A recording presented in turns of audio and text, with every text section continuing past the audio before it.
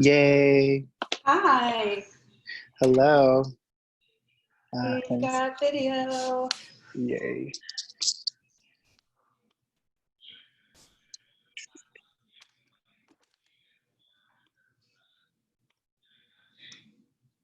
Hopefully the folks that, I see some of the folks that were on before are logging back on. Everyone's logging back on, so perfect. Hey. Hey. Yay. Oh, my hair's a mess. You look fabulous. I like your lipstick. Thanks. I miss wearing lipstick, you know? Well, I was going to put some on. Oh, no.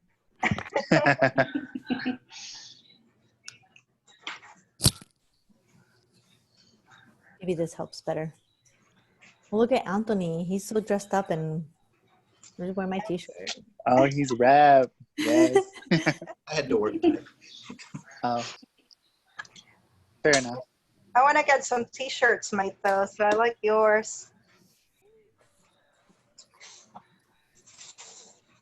So just to, real quick, before most folks start logging on, I'm going to Facebook Live this as well from the Caucus page. So I'll be sure to share it there. If we get questions that come through the Facebook Live, I'll put them in the chat so that Lauro sees them. But for the most part, I'm going to put myself on a behind the scenes, and it's going to be Lauro leading this discussion. So it'll be pretty high level. I'll be throwing in your links as you talk for all your website, donation links, things of that nature. So I'll be kind of doing that behind the scenes, but if you have questions, of course, just let us know along the way. And Lauro, if you're okay, I'll just put myself on mute and behind the scenes and start getting things set up. And if you want to just give folks a couple minutes to log on, so maybe at like 7:02, 7:03, maybe then start. Oh, we got a little bit of a. Sorry, that was my fault. That's okay. I think that's right. There. Yeah. About 7:03, we'll start things. That way it gives people some time to get on. So, okay. I'm nervous. Don't be nervous. It'll be fabulous. Yes. Yeah. All right.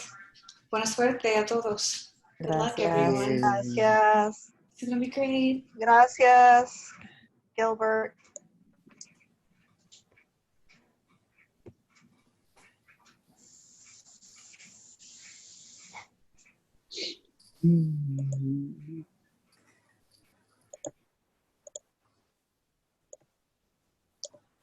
So we're just gonna wait for a bit.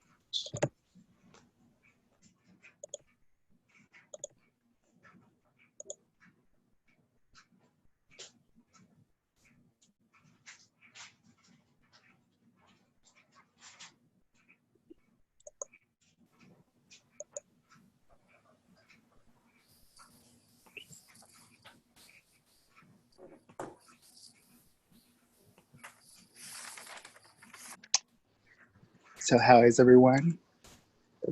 How was your guys' day? Pretty good. Some light talk before we get started. But I'm coming out of a cold actually, but I think it was just like a summer cold. I don't think it was anything other than that, but just still taking my precautions for now, just given everything. But really happy to be on this call. Excited for everyone to meet you all and for me to hear more about you all and your candidacies. So yeah. Antony has a library going, so cool to see that. Good, we got one library up. A lady working on our campaign is talking to the township trustees, looking for placement around the county. So we have possible placement in Leesburg already. That township trustee is looking for a spot to place one, and Atwood may be interested. So we're looking to build more and spread those out. That's cool. I was really moved by your post earlier. Thank you. So we'll go ahead and give like people a couple more minutes, like 2 more minutes, and then we'll get started.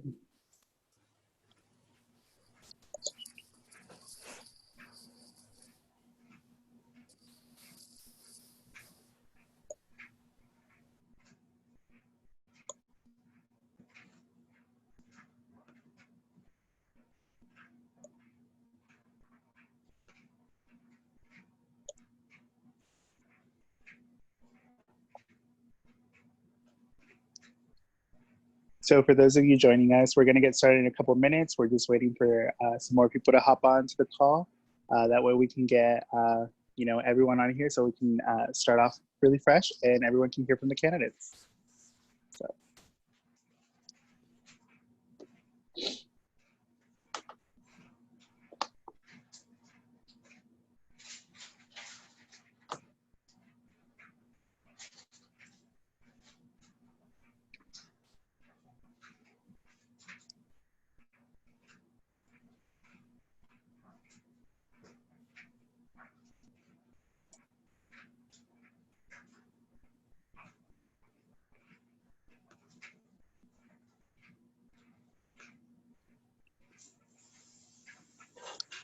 So let's go ahead and get started. And as people trickle in, they can tune in.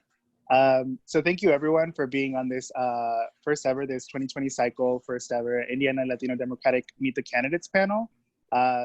Through this panel, we're hoping for you guys to meet more of the Latinx candidates running here in the state of Indiana, know what positions they're running for and what they stand for.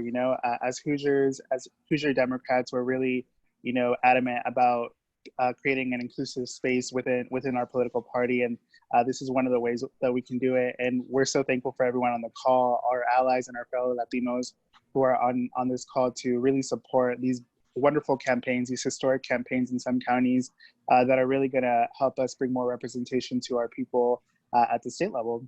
So I just want to get started for all three of you, if you could please briefly introduce yourselves, like your name, the office that you're seeking, and what part of the state that you're at. That would be great. We'll start with Monica and go from there. Sure, my name is Monica Casanova, and I'm running for County Council at Large in Tippecanoe County, which is kind of central west in Indiana, home to Purdue University. Cool. Noemi?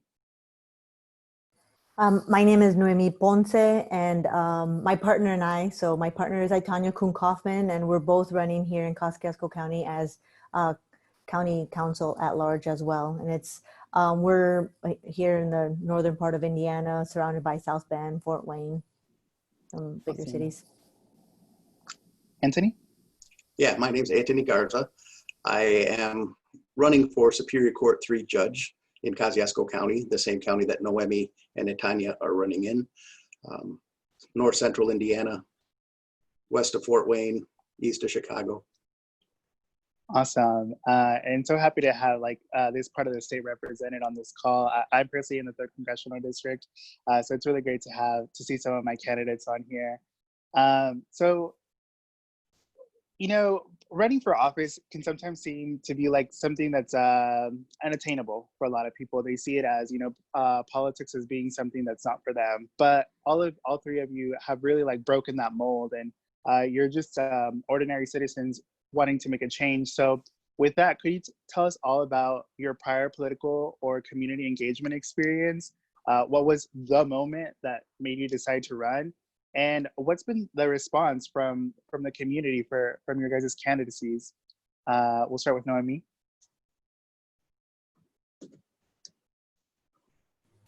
So I, all along a regular normal teacher, so I teach Spanish. I have been for 7 years. I have been as an educator, tried to be advocates for our students, and we always tell them, to do the right thing. These are the things that you could do in your community to help out, especially then to my Latino students, try to advocate for them, tell them, you should, use what you have, you're bilingual, you can go out in the community and help others. I have never been in politics, nor did I ever say I wanted to be. Like, I had been asked for several years because for the past 3 years, because my earlier involvement with a protest here downtown for DACA, and I spoke at that. And then the Kosciusko chair for the Democratic Party asked me to run, but I was like, no, I don't think I'm ready. And then just with the events after George Floyd and everybody's participation in like trying to make a change, and you know, some people were angry, some people were saddened, and so then I thought, you know, I was having a hard time sleeping at night just because I was thinking, what can I do to make a difference? Like, I know I'm a teacher, and you know, that's, you know, making a difference in some ways, but I wanted to make a more of an impact. And then I spoke at one of the rallies here, and I got really great feedback. You know, like the community members were saying, oh, you know, that's so brave of you to come out and talk about racism, you know, as myself, as a Latina, as a student growing up here in the Warsaw area, and then as a teacher. And then, so that was a little, you know, really hard to speak about. But the community, most of the community uplifted me. And then I got asked again by Brian, and then I said, you know what? It's either now or never. This is, you know, one of the most important years in history to get, you know, candidates that support, you know, all individuals, and especially, you know, being Latina. I thought this was a perfect opportunity so that my students and I have 2 children, 15 and a 10-year-old, so that they could see, you know, if somebody like my mommy or if somebody like my teacher can do it, why not them? Yeah, that's awesome. I definitely do agree with you that it's a consequential year for a lot of things. You know, the society context that we're living in just lends itself to these historic campaigns. Antony, what about you? Did you have any prior political or community engagement? And like, what was the moment that really like spurred you on to run? And like, what's been the response for you running as a judge? Thank you. I was born and raised in Warsaw. My parents had been migrant workers and then settled here in the area in the late 60s, early 70s. So this is my hometown. I've always been engaged in the community. I graduated from Warsaw Community High School in 1989, went to college at Iowa State, returned to IU in Bloomington for law school. I worked for 2 years with legal services in Fort Wayne, and then came back here and started my own practice. While living here in Kosciusko County, I've worked for the prosecutor's office, I've worked for a firm, and I've been in my own practice most recently for the past 10 years. During that time, I've been involved with various community organizations, including Sus Amigos, which was a Latino mentoring program 15 years ago, as well as various other not-for-profits. And I still serve on the board for community corrections, and I'm the sheriff's appointee to the merit board of the sheriff's department. As far as politics, in 2008, I was the county chairman when Obama was running. So I had the experience of working that campaign as the county chair. Most recently, obviously our community has changed. In 1989, when I graduated, there were approximately 5 or 6 Latino families, 1 or 2 Black families. Now my understanding is that the high school has approximately 20 to 25% Latino population. So our community is shifting, and I think it's time that the face of our local politicians shift as well. Yeah, that's awesome. And just a quick side note, that's so awesome that your parents were migrant farm workers, mine were too. That's how they came to the United States. So pretty awesome that we have someone like you running. So Monica, now to you. Can you tell us a little bit about your political or community engagement background, and what was really the moment that really like catapulted you to like get to the clerk's office and fill out that form? Yeah. So even back in high school, friends of mine and myself organized the Cinco de Mayo dance for Latino students, which is, you know, at that time, mid-90s, late 90s, we were getting more Latinos coming to Indiana in this area. And it was difficult, especially for those of us who grew up in areas where there were a lot of Latinos. Like I came from California. I had friends who came from California and Chicago, so they were used to being around a lot of Latinos. So when we got here, you know, it was a big culture shock for all of us. And we try to make our school be more representative. So we demanded a Cinco de Mayo dance, and we promoted it, you know, in the school system, and we talked about what it was. But I have to say, politically, I guess I've always been interested in politics just because I love history. And I think I attribute that to a teacher, my sixth grade teacher, who was very instrumental in kind of opening my eyes to feminism. And she was really the first person who told me that I should be proud of being born in Mexico, which before that, I was ashamed of being born in Mexico. And then fast forward to college, I joined the LULAC group on campus, and I was part of the Leftist Student Network. So, you know, for me, it was always about honoring my Latino heritage and making sure to promote that and make sure that our people were represented and, you know, advocated. But I also am very interested in politics. So that's why, you know, I joined the Leftist Student Network, and I wanted to join leftist organizations that promoted progressive politics. And I also was a founding member of Purdue Students Against Sweatshops. So I did a hunger strike for 11 days. Wow. Yeah, I was one of 6, and we demanded that our school administration join the Workers' Rights Consortium so that we would ensure that the people who are making our clothes, you know, collegiate clothes, were getting paid, you know, somewhat decently and had safer working conditions. So, I mean, I feel like my whole life has been rooted in kind of this political activism and really wanting to help people.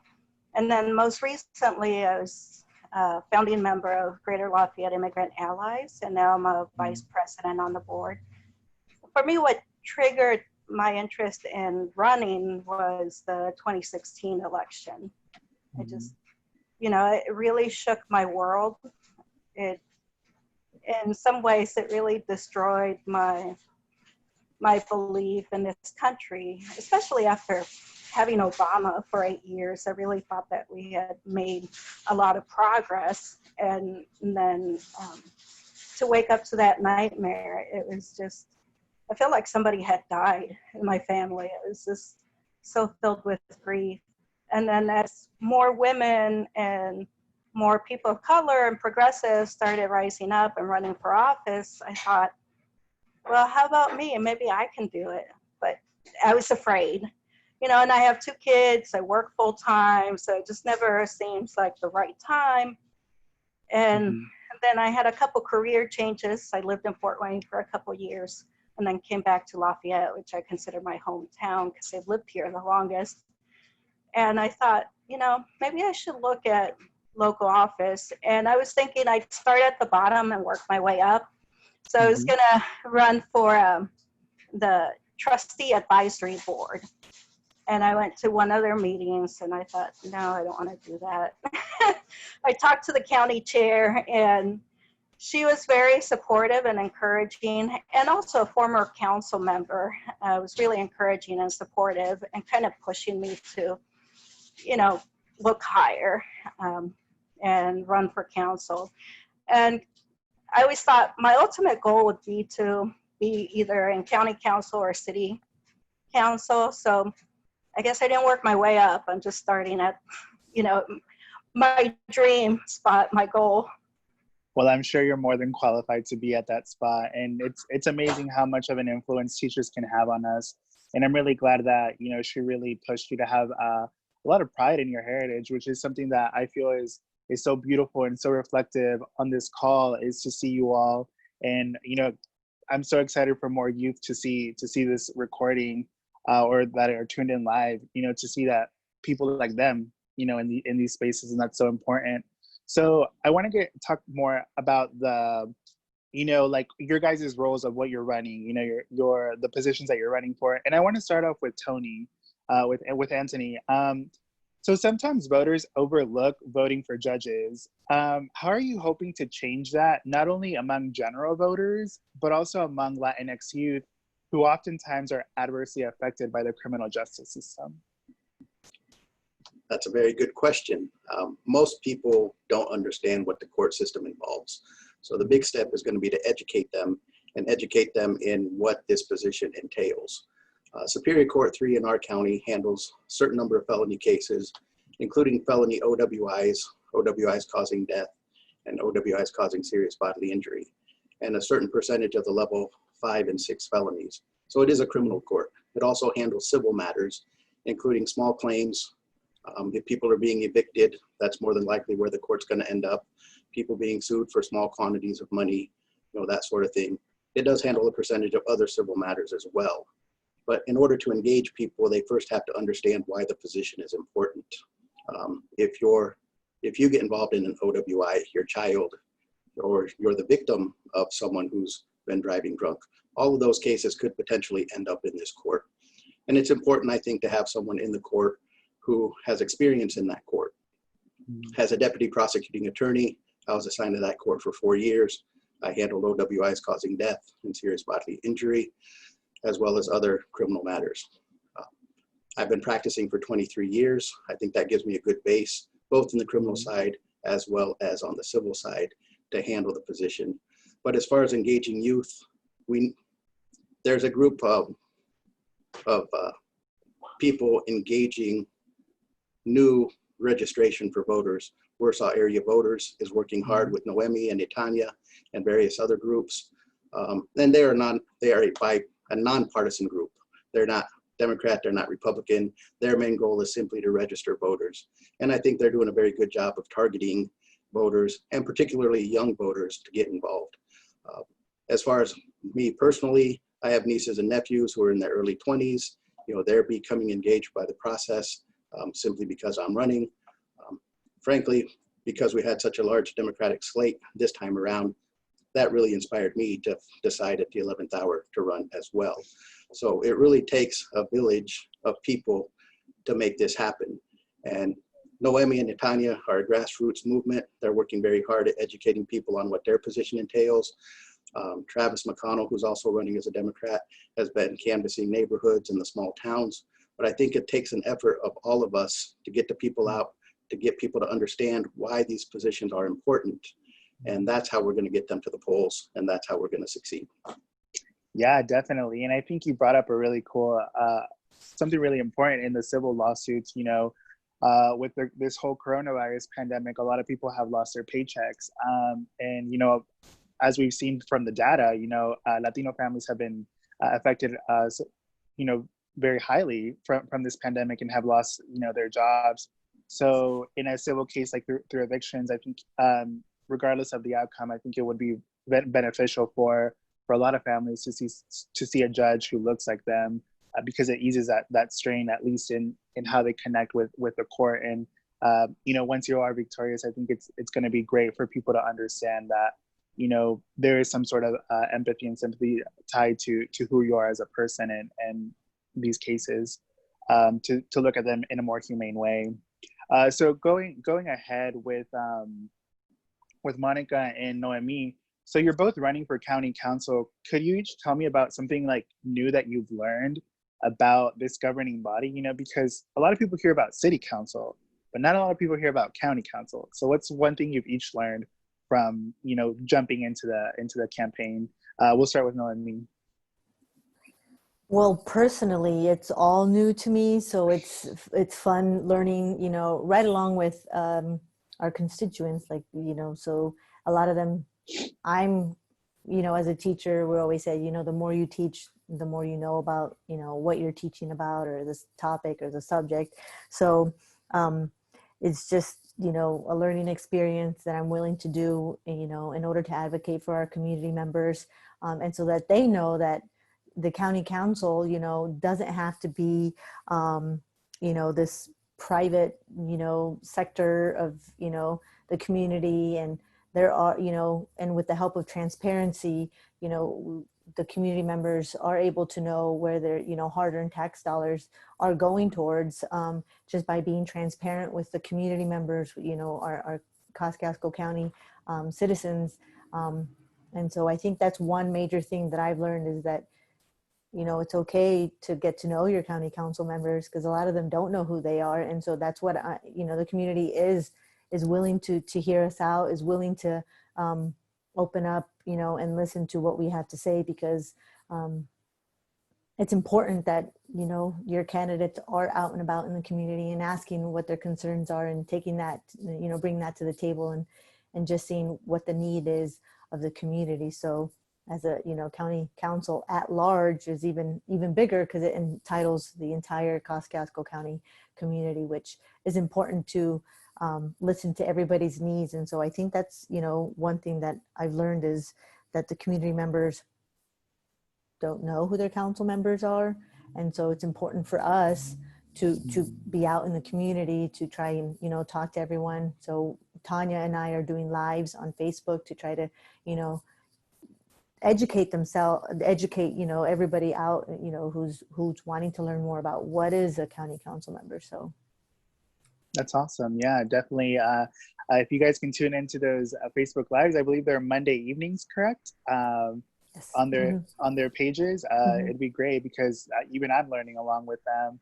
So Monica, what's one thing that you've learned from being on the campaign about, you know, county council?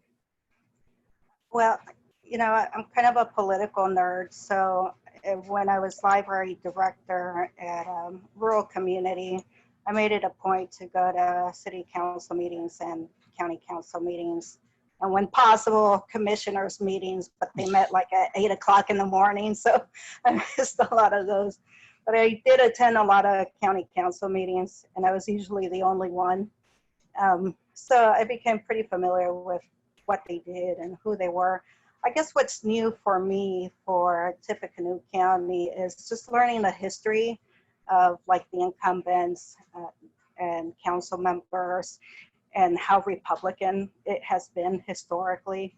Like for 24 years, there were no Dems on the county council. It wasn't until 2018 that we got 2 Democrats on county council, and it had been over 2 decades that we hadn't had any. And, you know, for a lot of Republicans, they would just run unchallenged. And so that's changing. And the 3 GOP candidates, 2 of them are incumbents and 1 is a former sheriff. But I'm running at large, and there are 2 other women running at large. So we're running as a ticket, kind of like Noemi.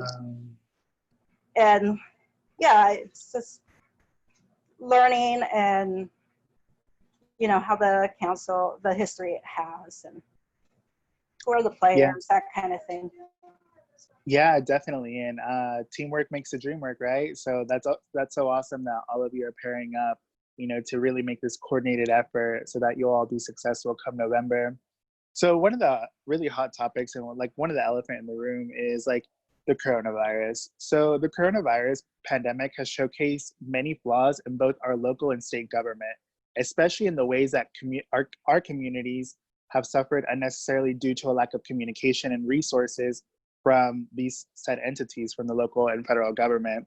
So within your guys' positions as either county councilors or perhaps as a judge, how do you, since this pandemic really has no end in sight, how would you, if successful, which you will be, how do you feel like you continue to be of service to help mitigate, you know, a lot of the harm that's being done to our communities as a county council person or as a judge due to coronavirus? So we can start with Noemi.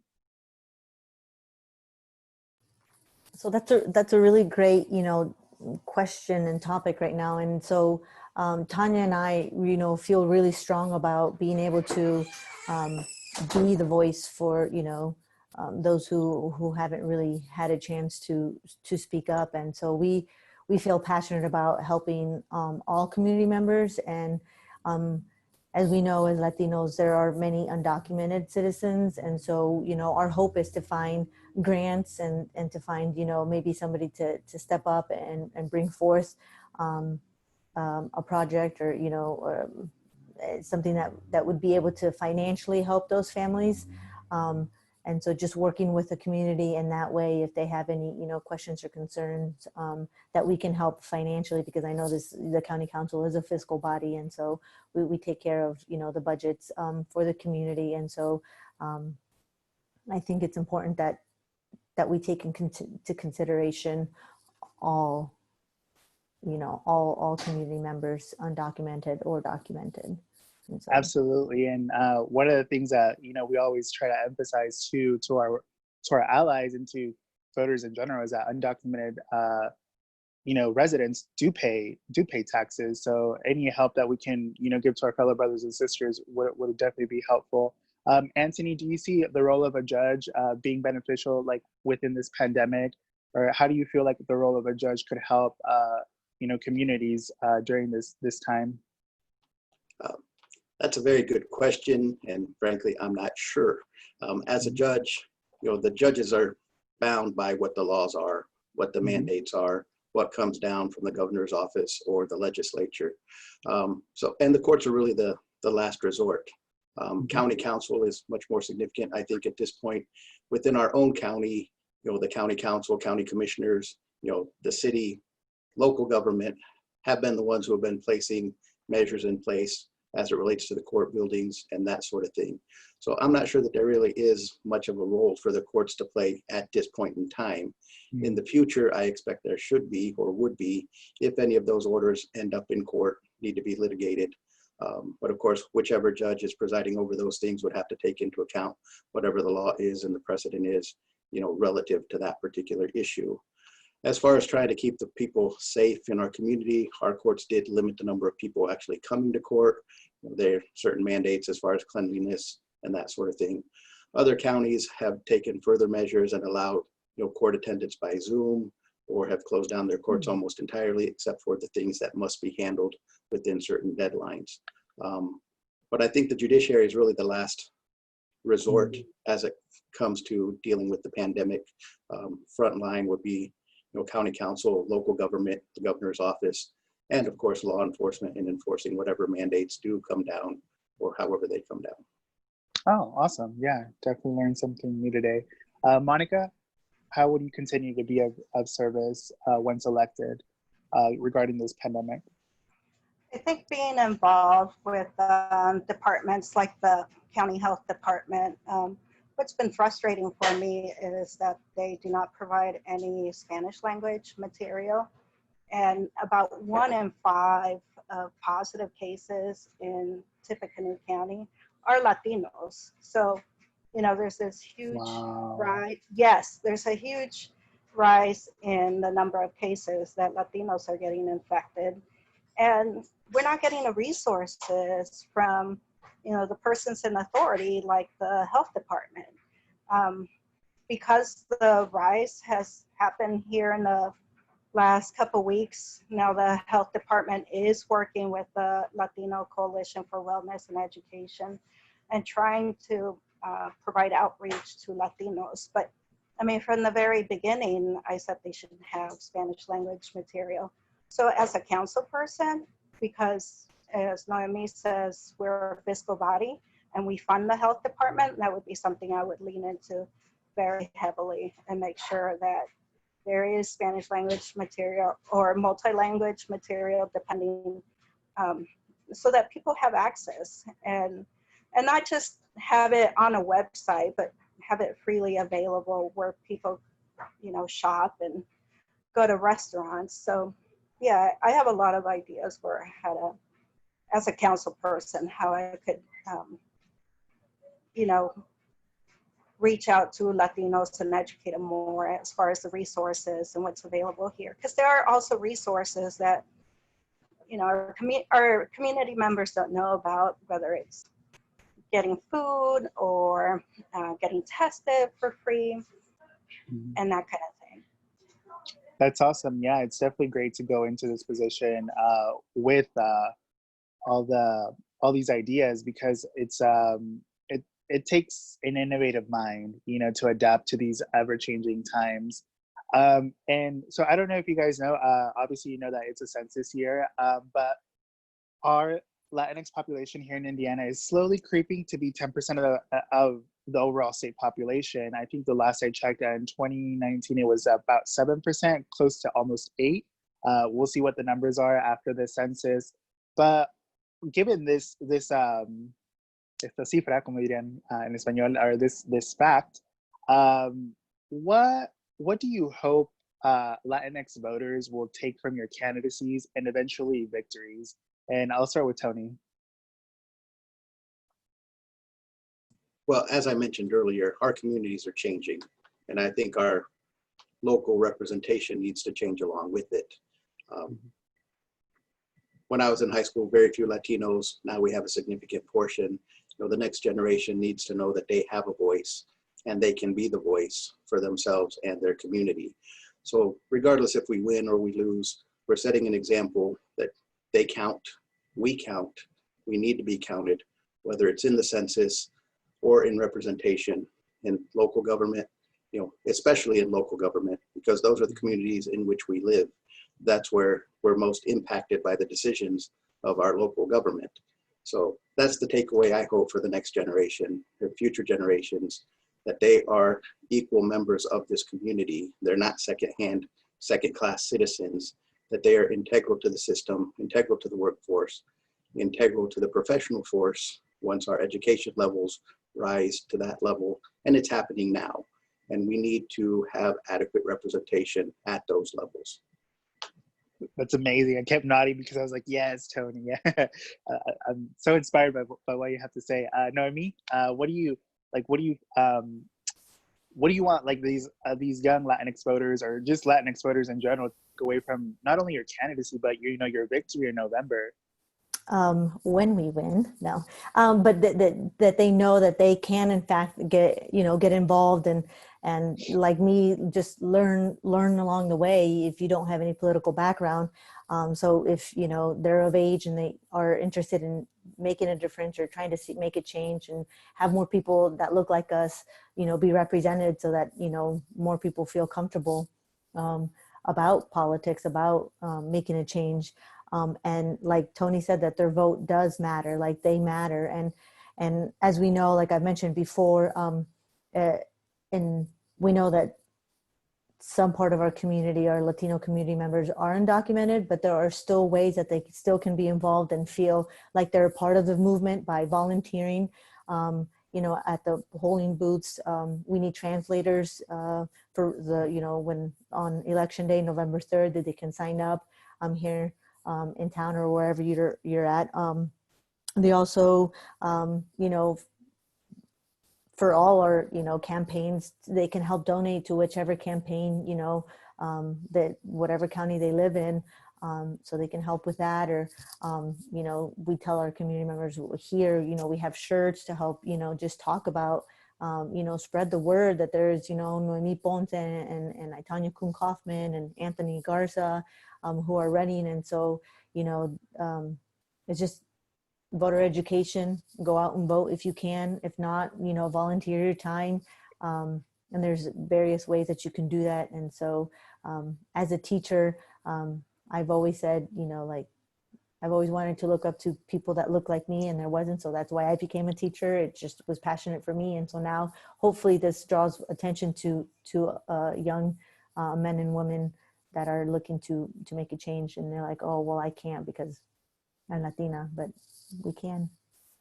That's awesome. Yeah, definitely. I love that you tie that, your experience of not seeing yourself reflected in these spaces, to that being the thing that impulses you to not only become a teacher, but also run for office. That's amazing. And I hope that's really one of the things that our viewers take away from this, is that you can be represented, and sometimes you have to be the one, who bridges, who makes that path for others. And I'm so glad that you guys are doing that for them. So Monica, what's one of the things that you hope Latino voters take away from your candidacy and your victory? I hope that they take away that, someone like me can do it, someone who is undocumented and, moved to a rural community. Oh, Lafayette has gotten bigger since I've been here. But, where I really felt out of place, like I didn't belong anywhere. and just struggling through that clash of two cultures, and making peace with that. So I'm hoping that other Latino community members can see themselves in me, can see that even though I was undocumented, my family was undocumented, and we're working class Mexicans, that running for office or being part of a public political life is not out of the realm of possibilities for them. And right now, the problem I see is that we're invisible in this community. And I hate that. I don't want that. And so by me running, I'm saying we're not invisible.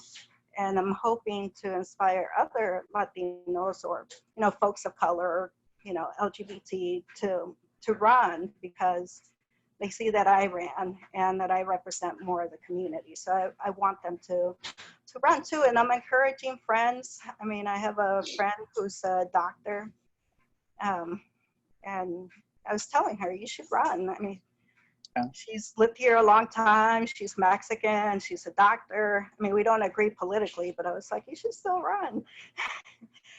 So she thought about it. And I think when people who know me and grew up with me can say, well, she did it, I can do it. Yeah, it's definitely important that you're creating that visibility for your community there in Tippecanoe County. So guys, please support Monica's campaign, because I think it's so important that we create those spaces for ourselves so that other people can come after us. So touching back to coronavirus, it's obviously presented a new way of campaigning. It's really transformed the way that we connect with voters and the options that we have to connect with voters. So could you each talk about the ways that you're adapting to campaigning virtually or with social distancing, and how volunteers can help you all? And this goes to Indiana's own Dana Black. Her question: are there specific strategies you all are trying on the field or virtually to connect with younger Latino voters, Latinx voters, and how allies can help with that? So we'll start with Noemi. Yeah, it's been, at first it was a little difficult just because running a campaign was so new to Tanya and I, and so we didn't, first of all, know how to, begin that. But then as, we started moving along, we make sure to wear our mask when we're starting to canvass, which knock on doors. And so we, put on your mask, step away, and just, briefly introduce ourselves, what we're running for. We're doing Facebook Live, so you can join that at our Facebook pages, Noemi Ponce for County Council at Large, or Tanya Kuhn Kaufman for County Council at Large. I'm everything via the internet, so if you want to donate, there's also the links. If you want to buy shirts, the links, and so then just things like that. We also have a website, which is DEMS for County Council, so DEMS, the number 4, and then countycouncil.com. On there, you can, learn a little bit more about the candidates and Tanya and I, and ways to get involved, sign up if you want to sign, just things like that, that we haven't been able to make big events. And so just connecting, trying to, push our name out there virtually is one of the big things. And so people don't realize, by liking, sharing, commenting is a big help to push our names out there. Because we are so new at this, and so it's just important that we try to connect with those. And then, so for the younger Latinx community, I actually we have on our campaign team younger people, and even us, and so they're helping tremendously throughout ideas, and they're Latinas and Latinos, and so. We have a big, group of people working behind us. And so they're not just Latinos and Latinas, but we do have those people involved as well. And so they give us ideas that normally we wouldn't think of, to grab the attention of the youth, and being involved in the Warsaw voters, like Antony had mentioned, is also just, as community members, because we want to know how to get more voters, you know, engaged and educated on, you know, what their right is and how to go about doing it, and, you know, what they can do to get more people involved.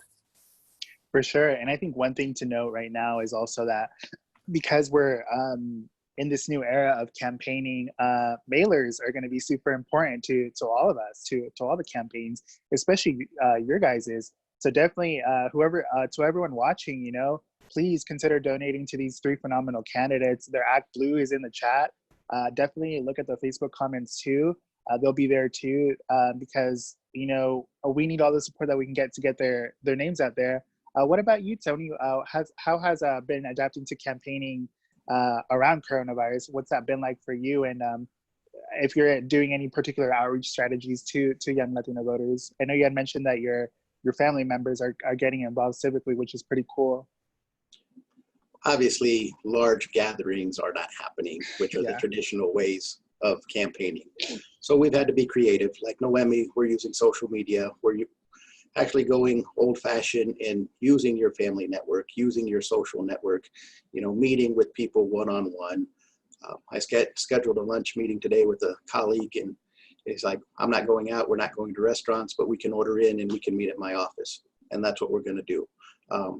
But getting back to the basics of meeting with people one-on-one in small groups, encouraging friends, relatives, professional colleagues, whoever, you know, to spread your name by word of mouth. Obviously, mailers are going to be important, social media posts, boosting the posts on Facebook, even signs and billboards, you know, which, you know, in any campaign era where your streets are filled with signs, we often don't pay attention to them. But in this era, we have to pay attention to them because that's where a lot of our news is coming from. But social media, I think, is going to be a big part of the promotion of the campaign, whether it's, you know, brief videos, photos, and having friends share your posts, you know, that sort of thing. But it really comes down to good old-fashioned networking within your community, within your circle, and hopefully within their circles, growing your base exponentially through one communication at a time, small group, you know, gatherings at a time, because we're not going to have the large gatherings. We're not going to infect everybody. We're not going to subject ourselves and our relatives, you know, to the virus unnecessarily. So we'll find other means of getting that done.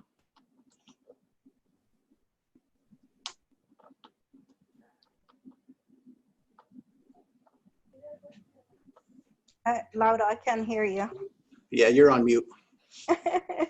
Sorry, it brings up a great point. You know, you two brought up a great point of sharing content on social media. So please share not only this video, but when Noemi or Antony or Monica, you know, share content, please share it so that, you know, it can get out to more voters and, you know, not just voters in their region, but, you know, more people who can fundraise, who can donate to their campaigns, because that's obviously where funds are very important. So Monica, how have you been adapting to this new era of campaigning, and are you trying any particular strategies to reach Latinx voters?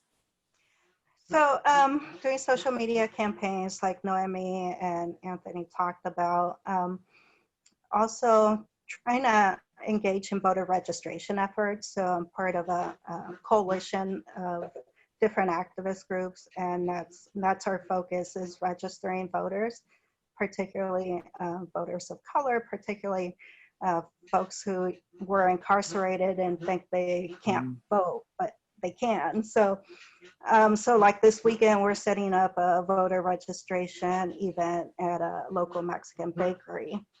So we're really trying to amp up our efforts. Yeah, I mean, we just commission a short video, political video. So we're going to be sharing that. And just calling folks, texting, mailers, you know, anything that we can do to get to know people and have people get to know us. Yeah, so pan dulce and voter registration, that just sounds right up my alley right there. Yes. So, you know, I'd like to pivot the conversation now to more questions about you all, you know, because one of the things that I love about your campaigns, and you guys in particular, is what what voters would call normal people, just people in our community who are stepping up and running for office, which I think is great, because you never want to be, as a candidate, you never want to be perceived as unreachable or as someone who can't be, talked to, which is oftentimes how people in our community view politicians. They oftentimes are scared to talk to, someone who's in a position of power, when should be completely the inverse, politicians should be going out to our communities to engage with everyone, regardless of their voting status. Which, a quick reminder to everyone watching, felons can vote here in the state of Indiana if they have completed their sentence. So if you know a felon, or just if the fact interests you, that's also something important to note, because we want to give those individuals a voice whenever we can. So going back to the questions about you all, what's really one thing that you most appreciate about your connection to being Latinx? And we'll start with Monica. I think what I appreciate the most is just having a different cultural perspective, and growing up in a culture that values different things like family and community and helping folks out. That's what I appreciate from being a part of this community. But it also, I feel like by being a part of these two different cultures, you're always an outsider. And so for me, that makes me empathize with all outsiders. So, so I love that. But that's what I would say I appreciate about being Latinx. And of course, the food, the language, the music, I love all of that too.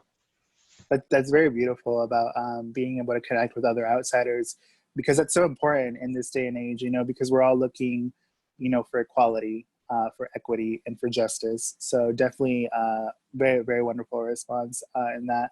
Antony, what's one thing that you appreciate the most about your connection to being Latino? Without a doubt, family and the acceptance. Like you said, we all feel like outsiders, regardless of which culture you belong to. We all feel like an outsider at one point or another, and we all want to be accepted. And in a Latino family in particular, you are accepted in your family more often than not. Not that you don't fight, not that you don't argue, but at the end of the day, your family has your back. They're going to support you. They're going to do what's best for you, even if you don't realize that it's best for you. But they're the ones who are going to be looking out for you. So without a doubt, family is the most significant portion of the culture that I appreciate. Yeah, definitely. It's one of the most beautiful aspects of our culture, is just that warmth, that they're always there to come back to. So Noemi, what's one of the best things that you appreciate about being Latina? I think, they both have touched on, I love being Mexican American. It's just coming out of high school, middle school is when I really started to appreciate the culture. Being bilingual, I think, is the most important thing that I have to offer as a Latina. Being able to help, community members that aren't normally able to be heard. It gives them a voice. And so the fact that, the language barrier, there is no longer a language barrier for those who speak Spanish here in our community. And so I hope that they reach out and, they talk to us. And again, wherever you go with Latinos, you're, made to feel like your family. They feed you well. So it's just the music also. Just everything. I just love, try to instill that same pride into my own students, so that they know and they could be proud of who they are and where they came from and where they're going. So speaking of feeding well, I believe you have a fundraiser on August 7th. Yeah, so that's one of our different things that I don't think a normal campaign has done. We're doing a Nelson's Chicken Golden Glow, I think that's what it's called, a sale. So next Friday, August 7th, starting at 3:00 in the afternoon. If you're from around the area, it's here in Warsaw by the JB Furniture next to the Owens parking lot. Again, that's August 7th for Ponce Cum Kaufman campaign to raise money for, like what Antony said, the yard signs that we still need to get out there. So they're expensive, and we are a grassroots movement. So we are, it's important to let the community know that, you know, we would be nothing without them. So it's with their help and their generosity that we are able to get these things that we need to get our names out there. For sure, and it's carryout, so it'll be definitely something that's adaptable for the moment. And if you can't make it to get a plate of food, Nelson's chicken is very delicious. Feel free to donate on their website on the Act Blue, because I think it's important for all of our candidates to have the resources that they need to be able to produce those mailers, to produce those yard signs, that merchandise, you know, to really get their names out there. So please donate if you can. So one of the questions that I really wanted to ask you three is just like, a lot of us growing up, and we've touched on this a lot throughout this conversation. A lot of us would have liked to see ourselves in the spaces that we now hold. You know, like, I mean, when I was growing up, you know, I think only on Univision or Telemundo did I see someone who looked like me interviewing politicians, you know, but never like at the local level, right? So what is one piece of advice you would give to young Latinos or young Latinxes living here in the Hoosier State today? And I'd like to start with Anthony. I think education really is the key to advancing our people, our culture, and taking our place, whether it be in politics, as a school teacher, or wherever. We need education. We need that background. We need to be able to relate to the people that we'll be dealing with. And we need to get out of mere laboring positions. Not that there's anything wrong with being a laborer. That's not what I'm saying. But for our culture to succeed and thrive and to become that position where you see a politician, a judge, a county councilman, you know, that looks like you, it really is about pursuing education. And having a goal, setting a goal, having a vision beyond finishing high school and getting a good factory job. We have good factories here. We have good factory jobs here. You can make a very good living doing that. But you need to set a longer, further term goal, in my opinion. You know, and education is the key to that. Finishing high school, getting a college degree, or getting a certificate for, you know, welding, machining, CNC operator. Regardless of what you decide to do, you know, you need to get as much education as you can so that you can advance yourself and your family ultimately as best you can. Absolutely, yes. And I think one of the things that I'm so excited about having you all in your future positions is being able to advocate to our communities about all these wonderful resources that the state of Indiana actually does have in place to give people the opportunity to obtain some sort of post-secondary credential to you know, obviously enrich their lives even more than it already is. So Monica, for you, what's one piece of advice you would give to young Latinos around the state? I would say that even if they feel like they're screw-ups or don't belong or they suck at school or, you know, they suck at everything, I think the most important thing to know is that you can be in control of the choices that you make. So even if you feel disconnected from the community you're in or from the school that you attend, I think you should focus those energies and possibly those negative feelings into doing something good. And for me, that means being engaged in the community, and it means helping other people. And, you know, I've struggled with depression and anxiety, and I think that's something that a lot of kids go through right now. But for me, channeling those feelings into wanting to help other people, it makes me feel so much better because I get something out of it and I make my community better. So I think for those kids who may struggle academically or socially, who they are right now doesn't mean that that's who they are going to be for today or the rest of their lives. There's always an opportunity to change and to grow and to learn. For sure, definitely. And I think you brought up an important topic, and it's about being vulnerable and being accepting to a lot of the issues that our community sometimes sees as taboo.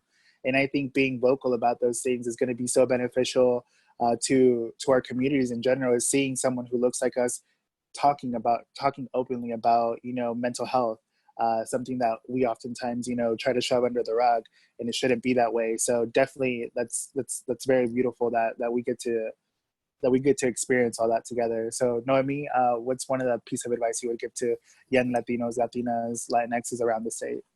So like as an educator, I see them, you know, during the school year all the time. These are some of the things that we talk about are like, be proud of who you are, be proud of where you come from, you know, no matter whether, you know, your parents are from Mexico, from Guatemala, from, you know, whatever places around around Latin America or from here, just be proud of who you are.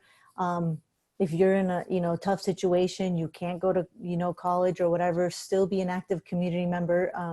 You know, don't let your story, if you have a rough, you know, past life, don't let that hinder you in any way, shape, or form, stop you of, you know, reaching for those goals that you have in life. And I always say, never have a plan B. Don't have a plan B, because whatever you do, then in plan A, if you fail at plan A, then you're going to want to go to plan B. So no, if you fail at plan A, shoot for plan A again until you reach that goal. That's, you know, the most important thing that I tell my students is never have a plan B, because you're going to fall back on that plan. You know, if you do, you know, fail more than once, more than twice, 3 times. Hey, it took me 10 years to get my college degree. I was, you know, I had my kids, I was married at the time. And so I was going part-time, traveling back and forth Fort Wayne. It really is something that, you know, whether it takes you, you know, 2 years, 4 years, 5 years, 6 years, as long as it takes you to get, you know, to plan A. Like my dream was always to become a teacher, to try to make a difference, to try to, you know, instill those values in all my students. And so I think that's the most, like, don't fail at, you know, like, if you have, you know, a bad, you know, life or whatever, don't use that as a crutch. You're more than that. So it's just definitely inspiring other people is very beautiful. So as we near time, I have one last question for all of you, just to really, for our community to get to know you all better. And that is, tell us one interesting thing about yourselves. You know, a favorite hobby, an interesting activity that you do, you know, a world record you might have set. Really just, you know, a small, you know, so a piece of trivia, you know, that maybe could be used as a conversation starter if, you know, someone sees you out on the street. And we'll start with my man, Tony. That's a good question. I don't know that there's anything particularly interesting about me. I hated reading as a child. I only took up reading after I finished law school, because I'd spent so much time reading in college and law school that was the last thing I wanted to do in my free time. Now I can't get enough of books. I was intrigued by the idea of the mini libraries and started building one a few months ago, finally finished that one. And we have orders, if you will, for a couple more. So we're going to start building libraries, because I think kids need access to books. They need easy access to books. They need books that they can hold on to and take care of and call their own, and not have to worry about returning to a real library in 2 weeks if they haven't had enough time to read it, if their reading levels aren't high enough that they can finish it in that time. Because I had that issue. You know, in school I could have gone and checked out a book at the library, but I couldn't read it fast enough. It couldn't engage me quickly enough. But as an adult, I can't get enough of books, and I think books are important, and they should be on every street corner, in my opinion. So that's my passion currently. Well, I'd just like to uplift you really quick before I go to Noemi and Monica. Is it like a brown man who studied law making a mini library? That's amazing. That's amazing right there. So Monica, what's one interesting thing about you? Well, there's lots of interesting things, but Anthony reminded me of something that I like doing, which I don't think a lot of people are familiar or know about, but when I would go to Mexico on vacation, I would get these like little pulp novels que se llaman semanales. So they're like little soap operas, telenovelas, but in written, you know, in print. And I love those. And I think I love them because my dad, I mean, we didn't have books growing up, but my dad liked the little pulp novels. He would get Westerns, he would get like crime and police. But for me, my favorite were the semanales, which were the like more the telenovelas. And I was so excited at a local Mexican store, they sell semanales. So I bought like all of them. That's awesome. Yeah. Yeah, but I don't think, and they are like so retrograde, like they're so machista and sexist and like only white people, and they're all rich, and it's awful, but I love it. And I was thinking, boy, it would be so cool if I could rewrite these semanales to be like queer friendly and like you know, have fat people and have poor people and be more representative. And, There you go. You know, New hobby. maybe some feminist guys. Yes. So, Noemi, what about you? Just to close out with you. I'm more on the creative side, so I cheated. I knew the question, so I like to paint. I don't do it very often, but this is just something that I do. I also do my own deodorant, which is something, it's like more of the creative side in me. I just find it, you know, easing. But I'm a power lifter. I mentioned that in one of our other lives, so I've competed in that. So just, I'm a normal human being. Yes, and with that, we would like to close out this first Meet the Candidates panel. I thank so much for these wonderful candidates. I'm so thankful for them, for running for office, for really representing our community, for really uplifting the Latino voice here in the state of Indiana. Please donate if you can to their campaigns, whatever you can. Share this video if you can, and just really keep up with their journeys. These are phenomenal people in their own right who are just wanting to make a difference in their community. And with our help, they're going to be able to create that change. So definitely please share, like their pages, donate to their campaigns, participate when you can, even if it's remotely. And yeah, I extend a warm hug and a thank you to all of you. Gracias por estar aquí. Esperamos si en el futuro podemos hacer algo interpretando en español para toda nuestra gente hispanohablante. So thank you, everyone. Thank you, everyone. Muchas Thank you so much. gracias. Muchas gracias a todos ustedes. Gracias. Bye. Adiós. Gracias, Lauro, Elise. Bye.